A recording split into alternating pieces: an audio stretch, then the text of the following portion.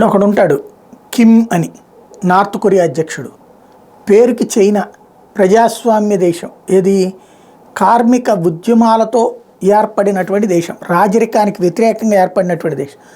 దౌర్భాగ్యం ఏంటంటే అక్కడే విచిత్రమైనటువంటి అంశం చోటు చేసుకున్నది.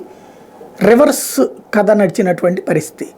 మళ్ళీ అంతకంటే నియంత్రిత రాజరికంలోనే స్వేచ్ఛ ఉంది అనేటువంటి పరిస్థితిని సృష్టించినోడు కిమ్. ఇప్పుడు కిమ్ మొన్న ఈ మధ్యన ఏదో అణ్వాయుధాలు ఉన్నాయన్నాడు.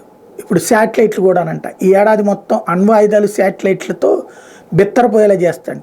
మొన్ననే నా దేశంలో ఉన్న ప్రజలకు తిండి పెట్టడానికి కూడా దిక్కు లేదంటూ ఏడుస్తూ వచ్చాడు. ఆహార వనరులు అయిపోయినాయి. కరోనా కారణంగా చనిపోతుంటే లెక్క తెలియనియకుండా శవాలను తీసుకెళ్ళి పూడ్చిపెట్టాడు. వీడే ఆ టైంలో బయటకు కూడా రాకుండా ఉన్నాడు.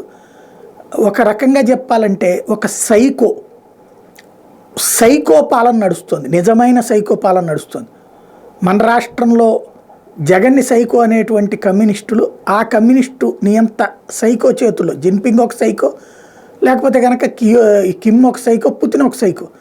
సైకోల ప్రతినిధులైనటువంటి వాళ్ళు ఇక్కడ వేరే మాట్లాడుతుంటారు, అది పక్కన పెడదాం.